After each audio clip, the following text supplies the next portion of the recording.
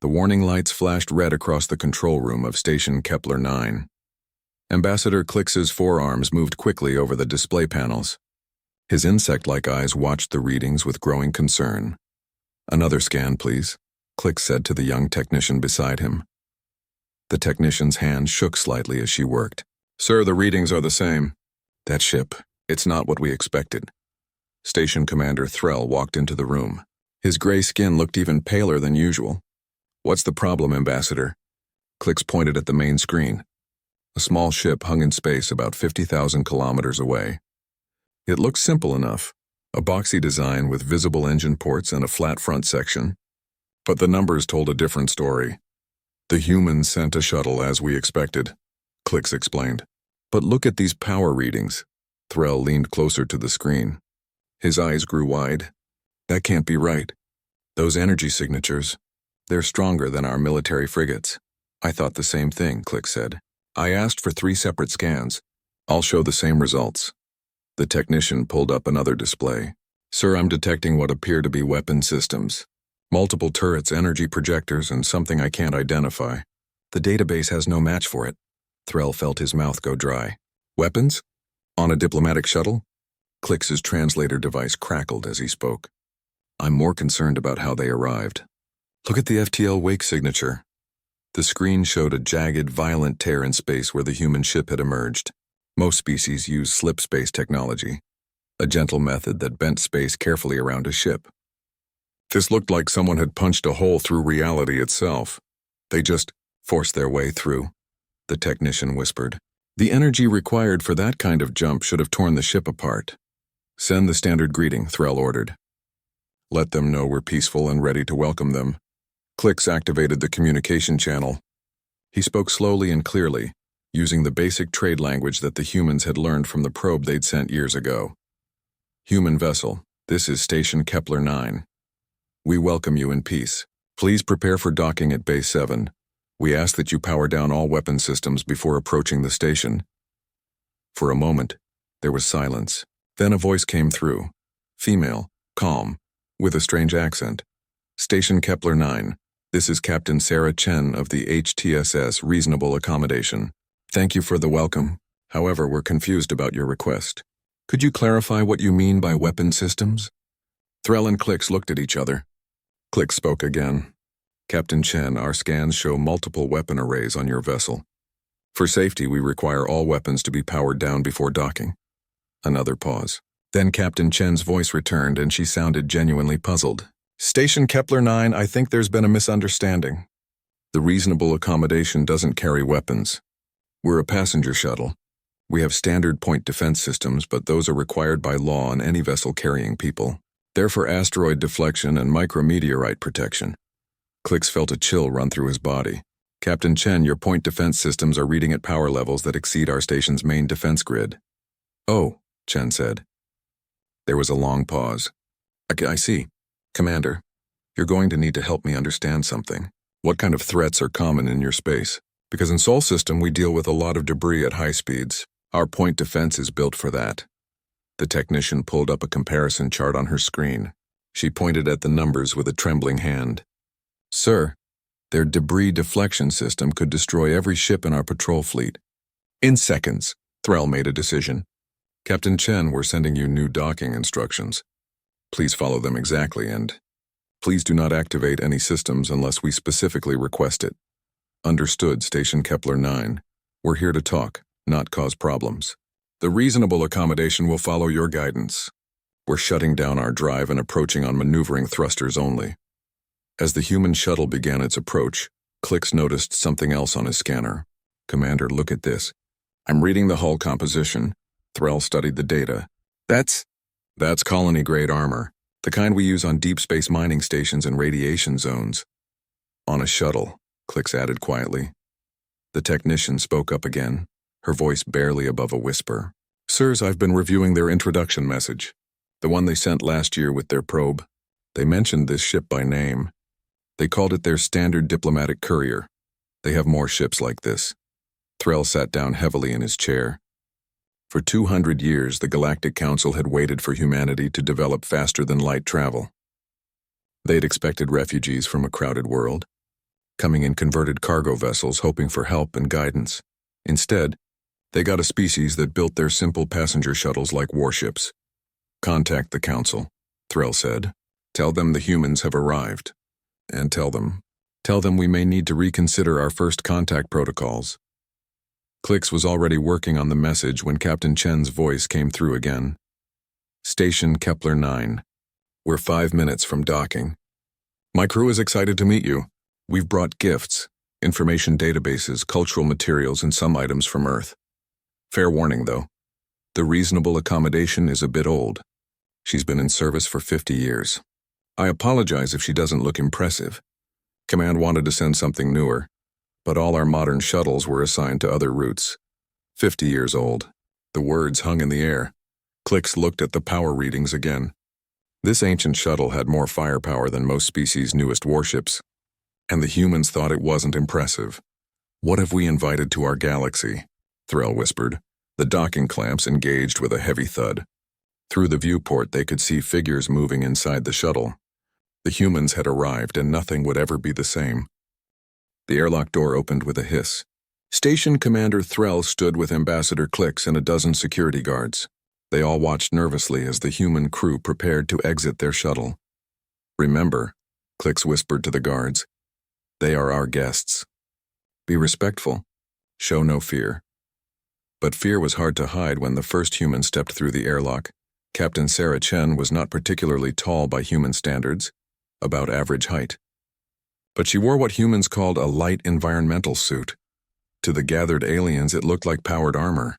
The suit was sleek and white with a transparent helmet. Small lights blinked on the chest panel. When Chen moved, tiny motors hummed softly. "Greetings," Chen said, her voice clear through the suit's speakers. She removed her helmet and smiled. "I'm Captain Sarah Chen. It's an honor to meet you." Klix stepped forward, managing to keep his voice steady. "Welcome to Station Kepler 9, Captain. I am Ambassador Klix of Velusia Prime." Chen's 7 crew members filed out behind her. They all wore similar suits. One of them, a young man with dark hair, grinned widely as he looked around the docking bay. "Wow," he said. "This is amazing. I'm Engineer Tommy Park. I can't wait to see how your station systems work." Threll tried to smile. "Perhaps we can arrange a tour. But first, we should complete the formal greeting ceremonies." "Of course," Chen agreed. She gestured to her crew, and they all stood in a neat line. "We're ready whenever you are." The ceremony was brief. Both sides exchanged formal words of peace and friendship. Then Klix led the humans toward the station's main conference room. As they walked, Engineer Park kept looking at everything with obvious curiosity. He pointed at a wall panel. "Is that your power distribution system?" "The design is really elegant." A station technician nearby nodded proudly. "Yes, it's quite efficient. We can power the entire station with minimal energy waste." "That's great," Park said enthusiastically. "The reasonable accommodation has a similar setup, but we need multiple redundant systems because of the power requirements. You know how it is. Regulations require backup systems for backup systems." The technician's proud smile faded. "Power requirements? For what?" "Oh, the usual stuff," Park said casually. "Life support, engines, point defense, the reactor shielding, the armor self-repair systems. Nothing special." Klix's translator had trouble with the last 2 phrases. "Armor self-repair systems." Park looked surprised. "Yeah, for micrometeorite damage. The hull can patch small holes automatically. Don't you have that? I mean, what happens if your ship gets hit by debris at high speed?" "We avoid debris," the technician said weakly. "Oh." Park thought about this. "I guess that works too. But in Sol's system, there's a lot of rocks moving really fast. Sometimes you can't avoid them all. So the armor just fixes itself. It's convenient." They reached the conference room. It was a large space with an oval table and comfortable chairs adapted for different body types. Klix invited everyone to sit. "Captain Chen," Klix began carefully, "we must admit some confusion about your vessel. When you said you were sending a shuttle, we expected something smaller, less equipped." Chen looked genuinely puzzled. "The reasonable accommodation is small. She only carries 8 crew members comfortably. Our larger shuttles can hold 50 people. And your point defense systems?" Threll asked. "Required by law," Chen explained. "Any vessel carrying passengers must have adequate protection. The reasonable accommodation meets the minimum safety standards. Minimum. Clicks repeated softly. One of Chen's crew members, a woman with red hair, spoke up. If I may, Captain, I think there's been a cultural misunderstanding. She turned to the aliens. I'm Dr. Lisa Morrison, our xenology specialist. I've been studying your public databases during our approach. Please share your thoughts, Click said. Dr. Morrison chose her words carefully. Your species, all the species in the Galactic Council, you have very different histories from humanity. We've reviewed records of your wars. The Great Volusian conflict lasted 6 months and resulted in 3,000 casualties. The Threlian border war was considered devastating, with 10,000 deaths over 2 years. Yes, Threll said. Those were dark times in our history. I'm sure they were, Dr. Morrison said gently. But humanity's largest war, just one war, lasted 6 years. It killed over 70 million people. The room fell completely silent. That's impossible, Clicks whispered. 70 million? That would be the entire population of Volusia Prime. We had multiple wars like that, Chen added quietly. Throughout our history, humans have fought constantly. Not because we wanted to, but because we were divided into hundreds of nations, all competing for limited resources on one crowded planet. Engineer Park pulled out a data tablet. Would you like to see Earth's history? We brought complete records. Perhaps later, Click said quickly. He felt sick. Chen continued. We built our technology in an environment of constant conflict. Every system has redundancy. Every tool has a backup. We learned to make things tough because anything fragile didn't survive.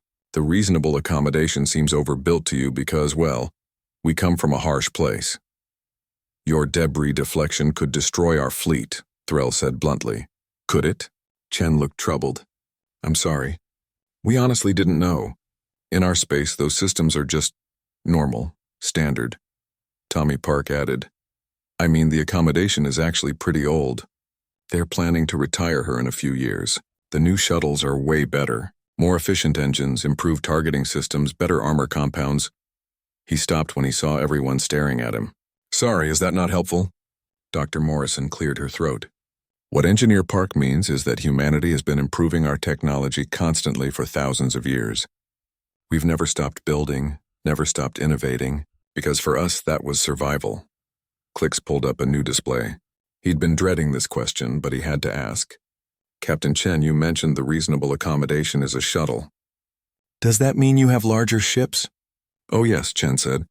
Military escorts, cargo vessels, colony ships, exploration cruisers. She pulled out her own tablet. Would you like to see? We brought images. Please, Click said, though he wasn't sure he wanted to know. Chen pulled up a picture. It showed a massive vessel, sleek and powerful, surrounded by smaller ships. This is the HTCV Compromise and Consequence, one of our diplomatic escort carriers. She's usually assigned to protect ambassador ships during first contact missions. She's actually waiting at the edge of your system right now, as per your approach protocols. The image showed a ship that dwarfed their entire station.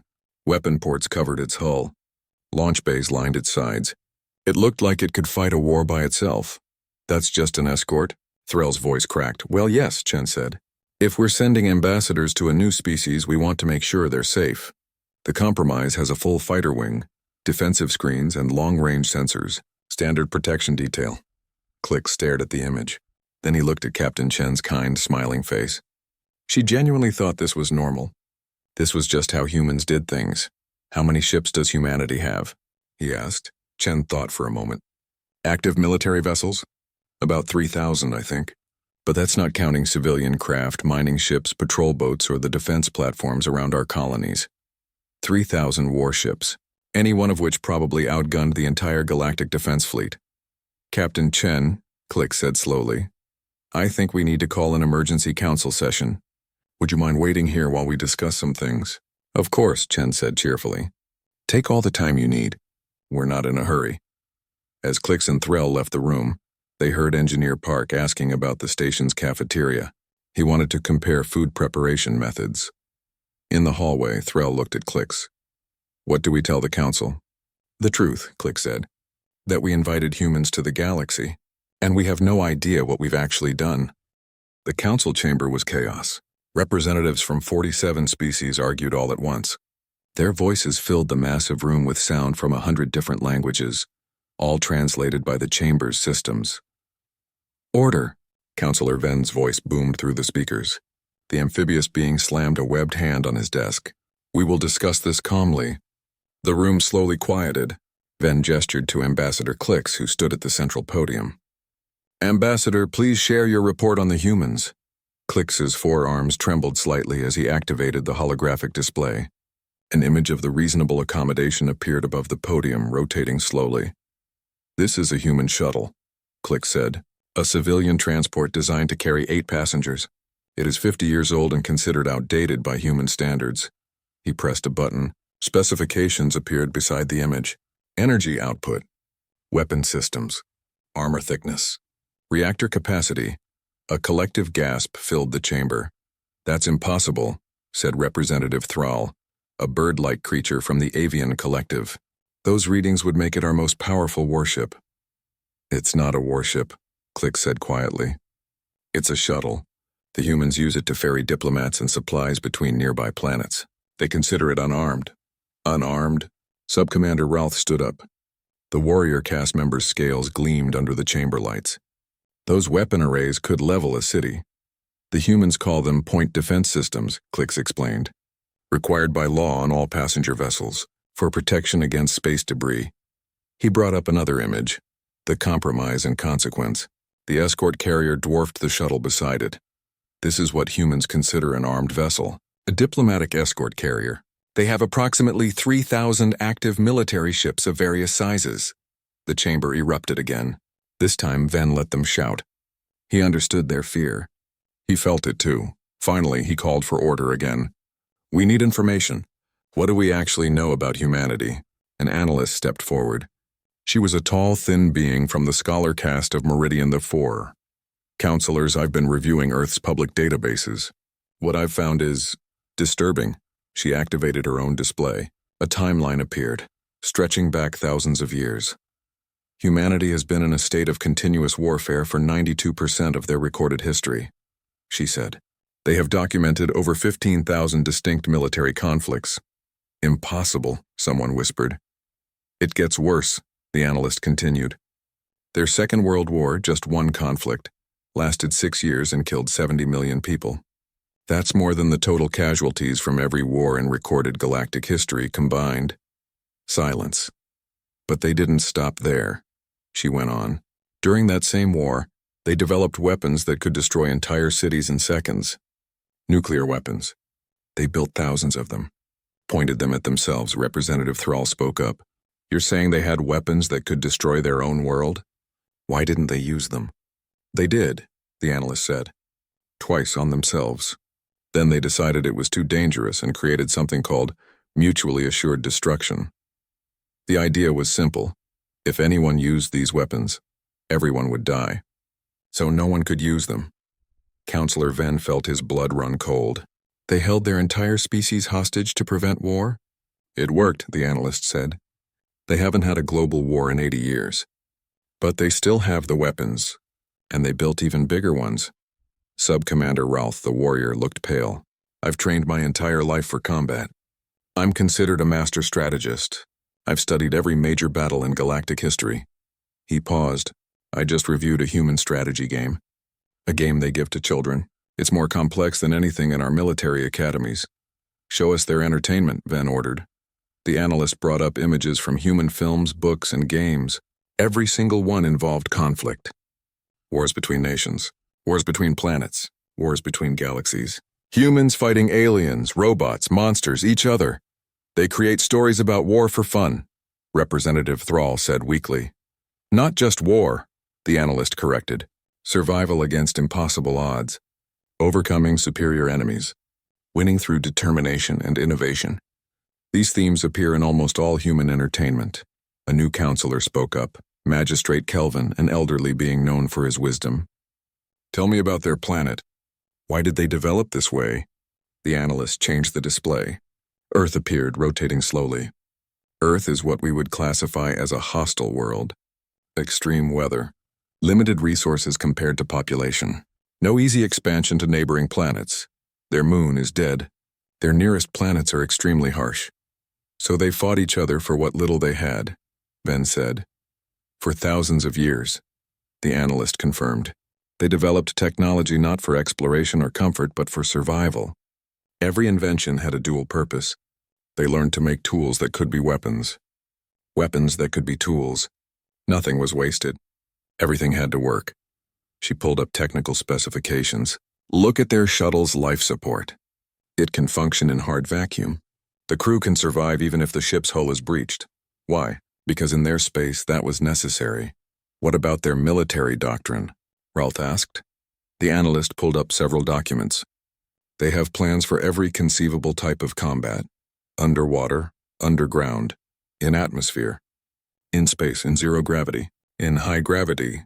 They've thought about fighting in every possible environment. Have they fought in all those environments? Someone asked. Yes, the analyst said. All of them. Against each other. Counselor Ven looked around the chamber. He saw fear on every face. The question before us is simple. What do we do about humanity? We should quarantine their system, Representative Thrall said. Keep them contained. Impossible, Ralph said. They have faster than light travel. They're already here, and based on these reports, they have the technology to go anywhere they want. Could we defeat them? Another counselor asked. If it came to war? Ralph laughed, a harsh, bitter sound. Defeat them? With what? Our ships were designed for patrol and peacekeeping. Theirs were built by a species that perfected warfare over thousands of years. We wouldn't last a day. Then we surrender? Thrall demanded. No, Magistrate Kelvin said. Everyone turned to look at the old being. We talk to them. We learn from them. And most importantly, we understand why they're here. What do you mean? Ven asked. Think about it, Kelvin said. They have the power to take whatever they want. But they sent a shuttle. One small ship with 8 crew members. They followed our protocols. They asked permission to dock. Captain Chen apologized for her ship being old and unimpressive. He looked around the chamber. A species that wanted to conquer would have sent warships. They sent diplomats. That tells us something important. That they're being careful, Rolf suggested. That they want peace, Kelvin said. A species that has perfected warfare knows better than anyone what war costs. They didn't reach for the stars to fight. They came to find friends. Ven considered this. You think we should welcome them? I think we should learn from them, Kelvin said. They survived horrors we can barely imagine. They built weapons that could destroy worlds, then chose not to use them. They're what we might call the ultimate survivors. And now they're offering to share everything they know with us. Or they're planning something, Thrall muttered. Then we watch carefully, Ven decided. But we engage with them. We learn about them. We show them our culture and we learn about theirs. He looked at Clix. Ambassador, invite the humans to send a proper delegation. We'll host them here at Nexus Prime. Let's see what they're really about. Clix nodded. I'll send the message immediately. As the council adjourned, Rolf approached Ven. Counselor, you're making a mistake. If these humans are as dangerous as they seem, then we need to understand them, Ven interrupted. Because if they wanted to hurt us, we couldn't stop them anyway. Our only hope is to make them want to help us instead. He walked away, leaving Ralph standing alone in the empty chamber. Later, Click sent the invitation. Captain Chen's response came quickly. She sounded pleased. We'd be honored to send a full diplomatic delegation, she said. We'll send the HTDS Extended Hand. She's our primary ambassador ship. Much more appropriate than a shuttle. How large is this ship? Clix asked, dreading the answer. Oh, she's quite spacious. About 3 kilometers long, perfect for hosting receptions and cultural exchanges. She'll bring a minimal security escort, just 6 destroyers. We want to be respectful of your space. Clix ended the call and stared at his displays. 3 kilometers, 6 destroyers. Minimal escort. What had they invited to Nexus Prime? And somewhere in the back of his mind, one thought kept repeating. If this was humanity trying to be friendly and non-threatening, what did they look like when they were actually ready for war? He was afraid he might find out. The HTDS Extended Hand emerged from FTL space above Nexus Prime like a small moon. 3 kilometers of gleaming metal and composite armor. Observation decks ran along its sides. Docking bays could hold hundreds of smaller craft. And everywhere, there were weapons.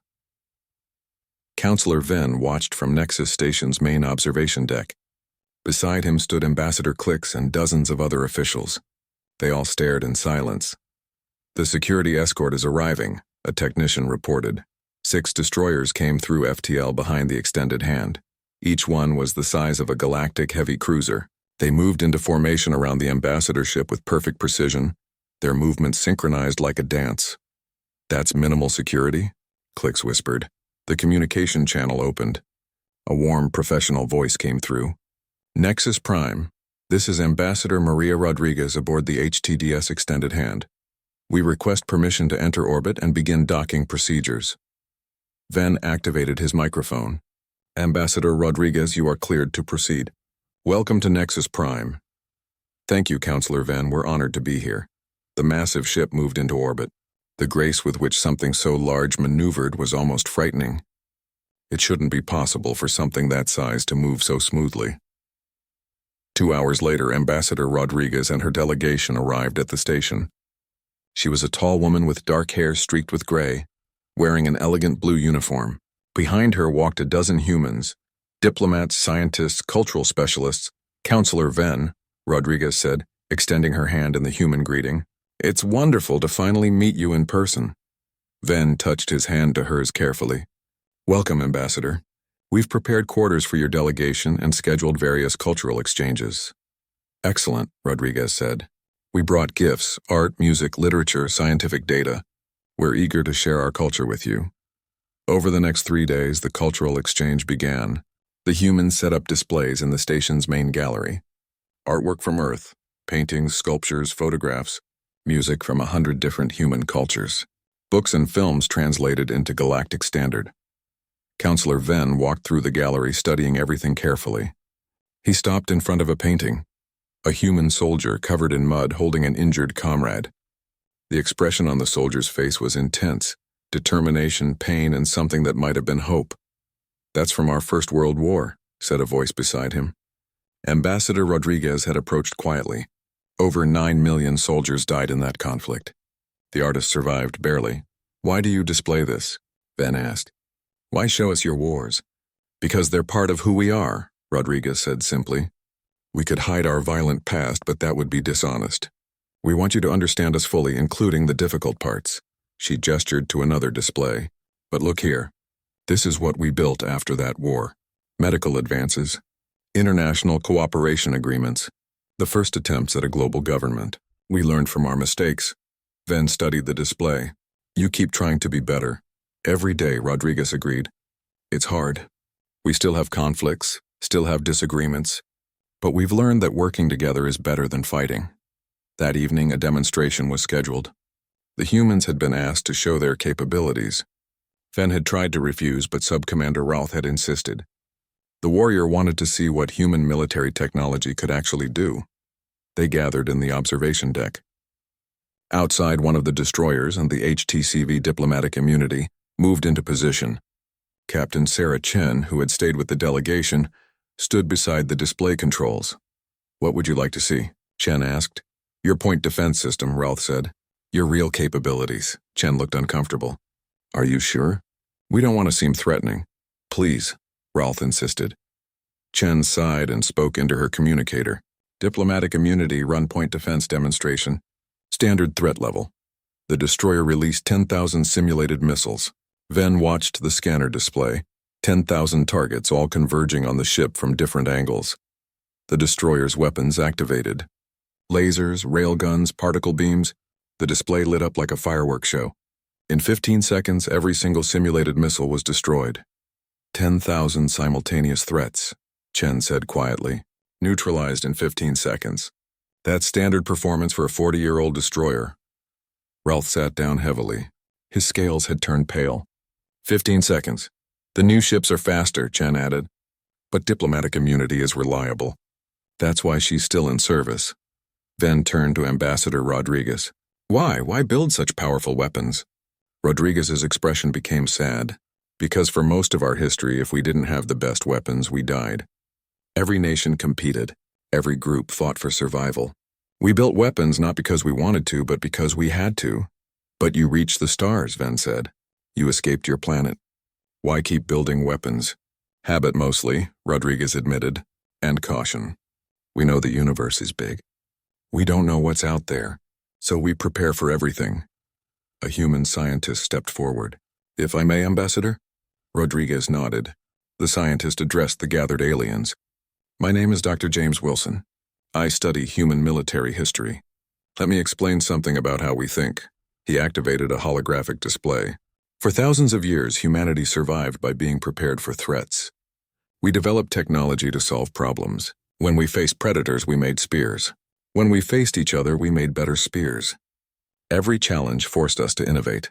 The display showed human history, tools becoming more complex, technology advancing. We couldn't stop, Wilson continued, because if one group stopped developing, another group would surpass them and potentially destroy them. It was a race that lasted millennia. By the time we united as a species, our military technology was incredibly advanced. So you're trapped, Magistrate Kelvin said. You can't stop building weapons because you're afraid someone else will. We were, Rodriguez corrected. Past tense. We've been unified for 80 years now. We don't compete with each other anymore. But the infrastructure remains. The knowledge remains. And honestly, the caution remains. And what changed? Van asked. We grew up, Rodriguez said simply. We realized that survival didn't mean defeating everyone else. It meant cooperating, working together. We learned that the best defense isn't the biggest weapon. It's having friends who want to help you. She looked around at the assembled aliens. That's why we're here. Not to conquer, not to threaten, but to make friends, to find allies, to learn from species who built civilization without destroying each other first. Rolth spoke up. But you could destroy us easily. We could, Rodriguez agreed. But why would we? What would we gain? Resources? We can mine asteroids. Territory? We have an entire galaxy to explore. The only thing we can't get on our own is friendship. Understanding, different perspectives on the universe. An alarm suddenly blared through the station. A technician called out, Counselor, we're receiving a distress signal from Colony World Tertius 7. They're under attack. Van rushed to the display. Who's attacking them? The Vrexen Horde, sir, pirates, 200 ships. They're raiding the colony. How long until the defense fleet arrives? Van demanded. 3 days, sir. Rodriguez stepped forward. How far is Tertius 7 from here? 4 hours at maximum FTL speed, Click said. Rodriguez pulled out her communicator. Captain Chen, prepare the extended hand for emergency departure. Combat protocols. Get the destroyers ready. Wait, Ven said. You want to help? A colony is under attack, Rodriguez said. People are dying. Of course we'll help. Ambassador, you don't understand, Ralph said. The Vrexen Horde is 200 ships. They're the most dangerous pirate fleet in the sector. Rodriguez looked at him calmly. Sub-Commander, the extended hand and 6 destroyers can handle 200 pirate ships. But I need your permission to intervene. This is your territory. Van looked at Magistrate Kelvin. The old being nodded slowly. Permission granted, Van said. Save our people, Rodriguez smiled. We'll do our best. Captain Chen, take the diplomatic immunity and 3 other destroyers. Go ahead at maximum speed. Extended hand will follow with the remaining escorts. Understood, Ambassador. Chen's voice came through. ETA to Tertius 7. 3 hours, 52 minutes. As Captain Chen's ships prepared to depart, Ven grabbed Rodriguez's arm. Ambassador, 200 ships. Are you certain you can handle this? Rodriguez looked at him with an expression that was both kind and terrifying. Counselor Ven, humanity fought wars with millions of soldiers. 200 pirate ships? She paused.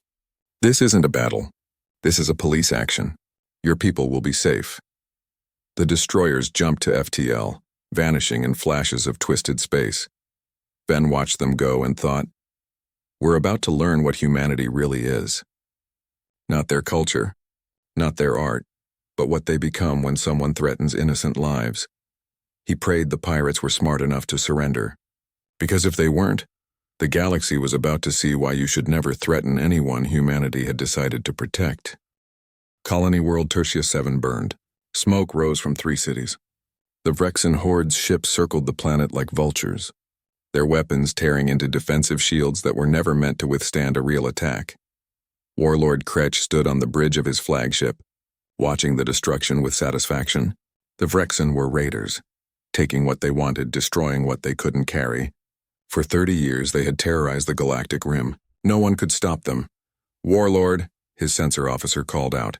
Unknown ships approaching. 4 vessels. Kretsch laughed. The defense fleet? They're early. But 4 ships? Against our 200? They're not defense fleet ships, Warlord. The configuration is unknown. They just appeared. No normal FTL signature. Identify them, Kretsch ordered. The ships moved into orbit on the other side of the planet. They were sleek, dangerous looking. Weapons ports covered their hulls. Sir, we're being hailed. On screen, Kretsch said. A human woman appeared. Captain Sarah Chen. She wore a military uniform, her expression calm but cold. Vrexen ships, this is Captain Sarah Chen of the Human-Terran Coalition. You are attacking a civilian colony. Leave now. You have one chance. Kretsch stared at the screen. Then he started laughing. Human? There are no humans in this sector. Where did you come from, little lost sheep? We're new here, Chen said. And we're giving you a chance to leave peacefully. 4 ships against 200, Kretsch said, still laughing. Your math is terrible. Sensor officer, what are we looking at? Destroyers, Warlord. Old design by the looks of it, but the power readings are unusual. Fire a warning shot, Kretsch ordered. Show these humans what real power looks like.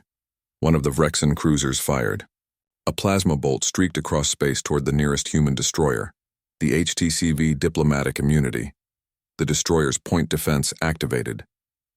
The plasma bolt vanished in a flash of light, intercepted and destroyed before it got within 5 kilometers of the ship. What? Kretsch leaned forward.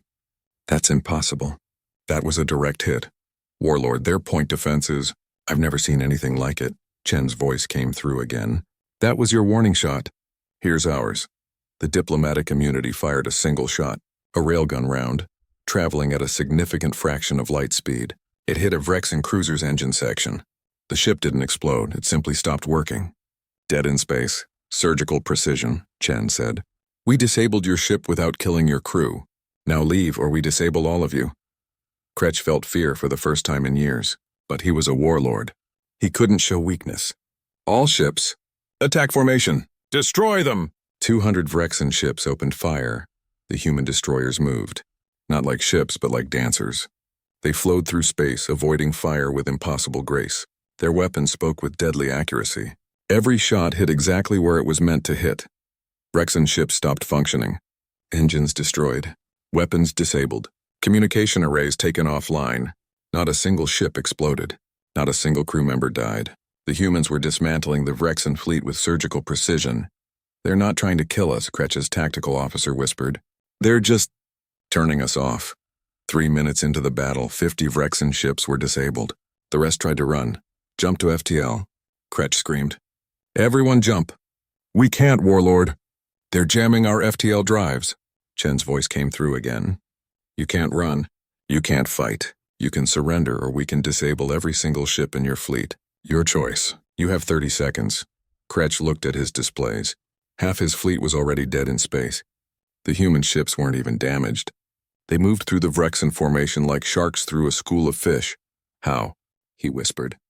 How is this possible? 20 seconds, Chen said. Surrender, Kretsch said quietly. Then louder. All ships. Cease fire! We surrender. The human destroyers stopped shooting. But they didn't stop moving. They formed a containment pattern around the Vrexen fleet, weapons trained on every ship. Smart choice, Chen said. Keep your weapons powered down. If anyone tries to run or fight, we'll stop them. Medical ships are on their way to the colony. Sit tight.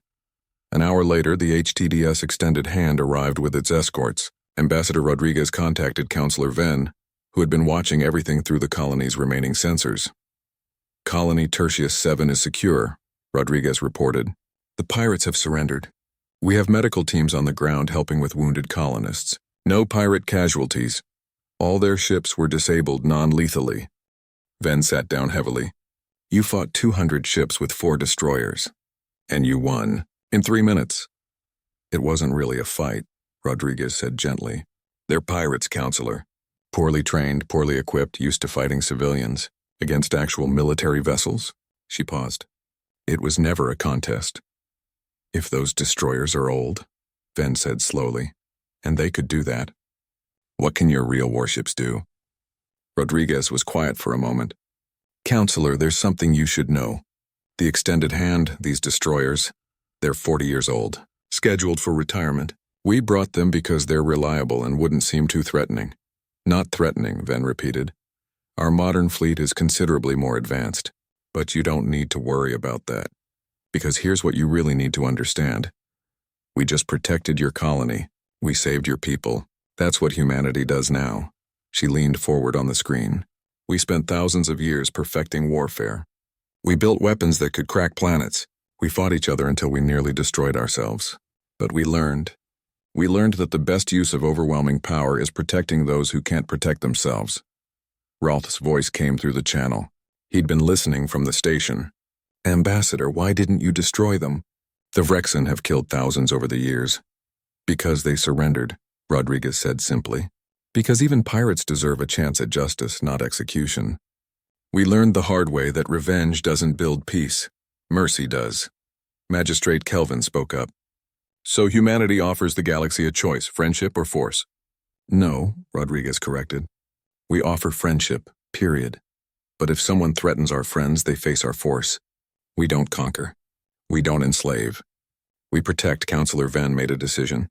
Ambassador Rodriguez, on behalf of the Galactic Council, I would like to formally request that humanity join our alliance. We could use friends like you. Rodriguez smiled. We'd be honored, Counselor. But there's something you should know first. Something about what you haven't seen yet. What do you mean? Rodriguez pulled up a star chart. The extended hand and her escorts. They came from our frontier outpost at the edge of your territory. Our actual defensive fleet, the real military ships, they're still in Sol System. We never moved them. We didn't need to. The chart showed Sol System. Dozens of massive ships orbited in defensive positions. And behind them, barely visible, something enormous. What is that? Ven whispered. The HTCV pieced through superior firepower, Rodriguez said. Our primary dreadnought. 15 kilometers long. She's never left Sol System. She never had to. Ven stared at the image. A ship 3 times larger than anything he'd ever seen. And they'd left it at home. You asked what our real warships could do, Rodriguez continued. That ship? She could sterilize a continent from orbit. Her escort fleet could fight off an invasion by itself. We have 12 ships like her, positioned around our core worlds. 12, Clix whispered. But here's the thing, Rodriguez said, her voice softening. We pray you never need to see them in action. We hope the Vrexen pirates are the worst threat you ever face. Because if something shows up that requires our dreadnoughts, if something threatens this galaxy that badly, she paused, then we're all in trouble. Why tell us this? Ven asked. Because you're our friends now, Rodriguez said. And friends don't keep secrets. You feared our shuttle. You were terrified of our destroyers. But that fear kept you cautious. It kept you from making stupid decisions. Now you know the truth. We're more powerful than you imagined. But we're also more committed to peace than you hoped. She stood up straighter. Humanity learned that the best weapon is the one you never fire. The second best weapon is the one your enemy doesn't know you have. We've shown you our old ships. We've shown you we can protect you. Now we're showing you what we kept in reserve. Not to threaten you, but to promise you. If something comes that you can't handle, we'll handle it. Magistrate Kelvin spoke up, his old voice thoughtful. You're offering to be our protectors. We're offering to be your friends, Rodriguez corrected. Friends who happen to be very good at stopping threats. The galaxy is dangerous. We learned that the hard way. But together we can make it safer. Counselor Ven looked around at the other council members listening to the transmission. He saw understanding in their eyes. The humans weren't conquerors. They were survivors who decided survival meant protecting others. Welcome to the Galactic Council, humanity, Ven said formally. May our friendship last forever. Forever is a long time, Rodriguez said with a smile. But we'll start with today and see how it goes. Later, after the transmissions ended, Ven stood alone in the observation deck. He watched the extended hand preparing to return to Nexus Prime. Captain Chen's destroyers were towing the disabled Vrexen ships. Prisoners now, not corpses. Ambassador Clix joined him. What are you thinking, Counselor? That we're lucky, Ven said. They expected a shuttle. We feared that shuttle. Then we feared their destroyers. But we never had to face their real military. We never had to see what happens when humanity actually goes to war. Do you think we ever will? Ven was quiet for a long moment. I hope not. For everyone's sake, I hope not. Because a species that treats 200 pirate ships as a police action, that disables enemies instead of destroying them, that holds back their true power even when fighting. He paused. If that's humanity being gentle, I never want to see them being serious. Somewhere in Sol system, the HTCV piece through superior firepower waited, silent, watching, ready. Humanity had learned that the best way to ensure peace was to be so powerful that no one dared threaten it. But they'd also learned that true strength meant protecting the weak, not bullying them. The galaxy had gained powerful friends. And somewhere in the darkness between stars, potential threats had learned something important. Humanity was here now. And humanity protected its friends. The age of easy raids and simple conflicts was over. A new age had begun.